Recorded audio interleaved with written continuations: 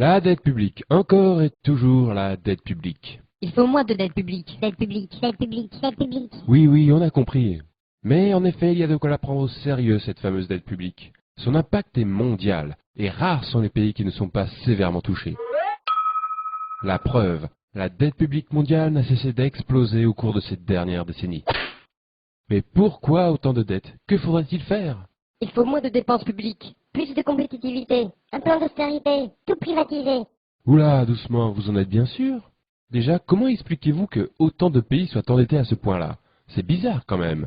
Et pourquoi ne parlez-vous pas du système des réserves fractionnaires? De la création monétaire par le crédit? Ou de l'article 123 du traité de Lisbonne?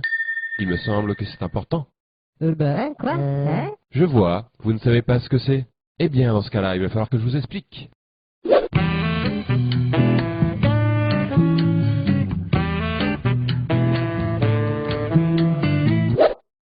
L'économie, c'est comme une baignoire. La monnaie est son eau. La règle est de la remplir avec la bonne quantité. Ni trop, ni pas assez. Quand une économie est en croissance, c'est comme si la baignoire grossissait.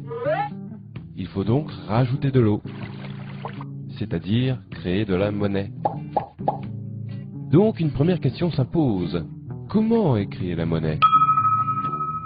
Les robinets de l'économie, ce sont des banques très particulières, normalement publiques, que l'on appelle des banques centrales. Elles peuvent créer et détruire la monnaie à volonté, et donc remplir ou vider l'économie. La monnaie créée par ces banques s'appelle la monnaie centrale. Mais, petite astuce, il existe un deuxième robinet, constitué des banques commerciales, c'est-à-dire les banques privées. Cependant, ce robinet fonctionne d'une manière un peu particulière. Je vous explique. Lorsque l'on fait un emprunt dans une banque, la plupart des gens s'imaginent que la banque donne une partie de l'argent qui est dans ses coffres. Eh bien, pas du tout. La banque va en réalité créer l'argent qu'elle prêtera par une simple écriture comptable. Cet argent sera détruit au fur et à mesure que le prêt sera remboursé. Ce procédé se nomme tout simplement la création monétaire par le crédit.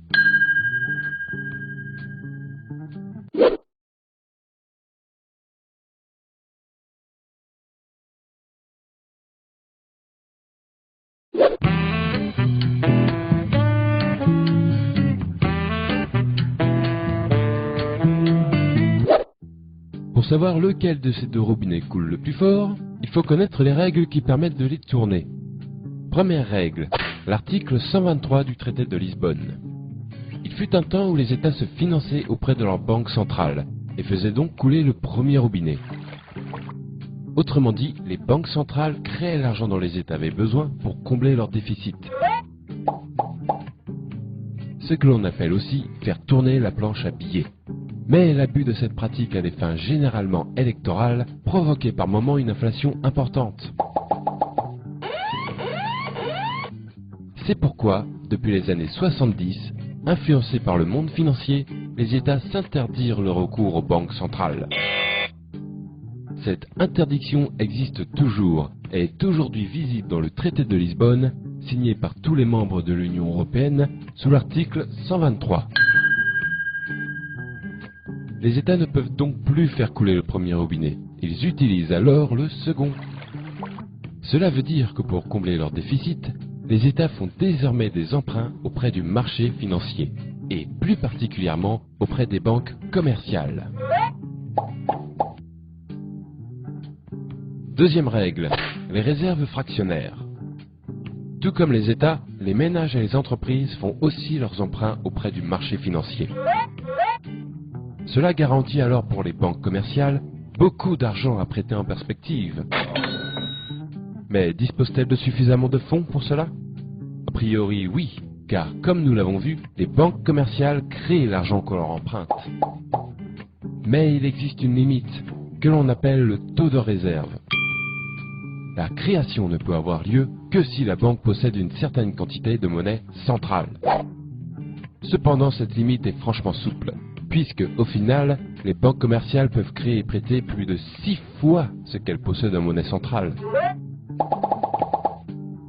Et si malgré cette souplesse, elles sont tout de même à court, pas de souci, puisqu'elles sont autorisées à emprunter autant que nécessaire auprès des banques centrales.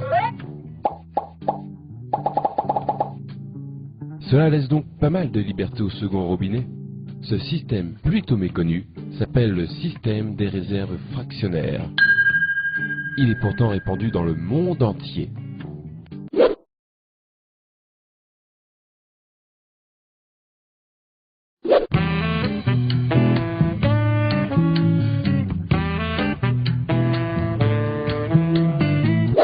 Trêve de robinetterie, revenons à la baignoire. Nous venons de voir que le premier robinet ne sert plus aujourd'hui qu'à alimenter le second. En d'autres termes, la monnaie centrale ne sert plus aujourd'hui qu'un rôle de régulation pour les banques. On peut donc comprendre que la baignoire est alors totalement remplie de la seconde eau. Autrement dit, la totalité de la monnaie en circulation prend désormais son origine dans les crédits accordés par les banques. En effet, l'essentiel de la monnaie est de la monnaie dite scripturale, c'est-à-dire de la monnaie issue du crédit. Or, il y a un problème avec cette eau. Elle s'évapore. Et oui, puisque la monnaie provient du crédit, elle disparaît quand ces mêmes crédits sont remboursés. Il faut donc sans arrêt refaire couler le second robinet pour garder la baignoire pleine. C'est-à-dire que les États, les ménages et les entreprises doivent sans cesse emprunter auprès des banques pour que l'économie fonctionne.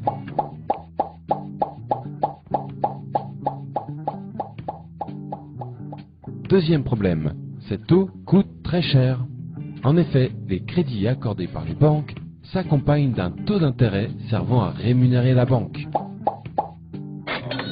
Il faut par conséquent payer perpétuellement des intérêts sur cette monnaie scripturale qui remplit l'économie.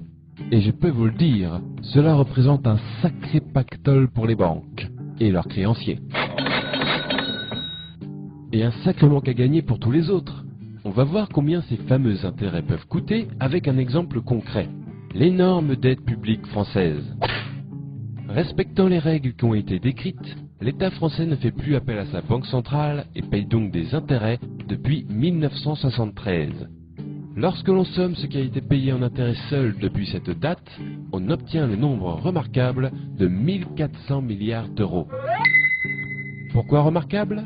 Parce qu'il est très proche d'une autre somme, la dette publique française actuelle, qui a augmenté sur cette même période de 1350 milliards d'euros. En clair, ce qui fait grossir la dette, ce sont tout simplement les intérêts de cette même dette. Et n'oublions pas qu'il ne s'agit ici que de la dette publique. La dette des entreprises commerciales françaises, par exemple, elle, est aujourd'hui de 7000 milliards d'euros. Les raisons d'un tel florilège de dettes publiques et privées partout dans le monde sont maintenant plus claires. En effet, une grande partie des pays de la planète baignent dans le même bain, à devoir faire des emprunts et payer des intérêts pour faire fonctionner leur économie. Pour rembourser ces emprunts et ces intérêts, il faut faire d'autres emprunts plus importants, qui amèneront d'autres intérêts plus importants aussi. On aboutit donc de cette manière à une dette qui se nourrit d'elle-même, et grossit, grossit, grossit, inévitablement.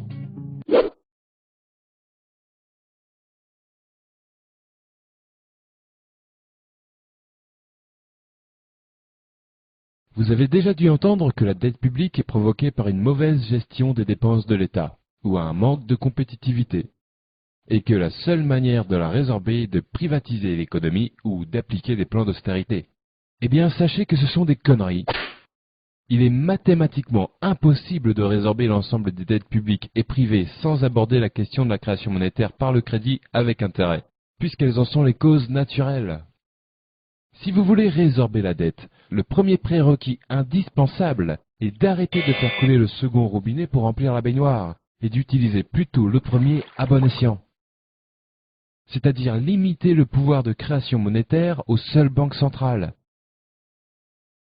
C'est le seul moyen d'obtenir un système monétaire qui n'auto-alimente pas sa propre dette. Il y a une quarantaine d'années, les États se sont interdits l'accès à leur banque centrale, sous prétexte que le premier robinet était parfois utilisé de manière abusive. Nous sommes arrivés aujourd'hui à la situation inverse, où le premier robinet manque cruellement et un autre l'a remplacé, remplissant l'économie de dettes impossibles à rembourser. Tout cela, ne l'oublions pas, au profit des grandes banques et de leurs créanciers. Je trouve déplorable qu'un sujet si crucial ne soit ne serait-ce que débattu par la classe politique, ni ne soit jamais traité dans les grands journaux.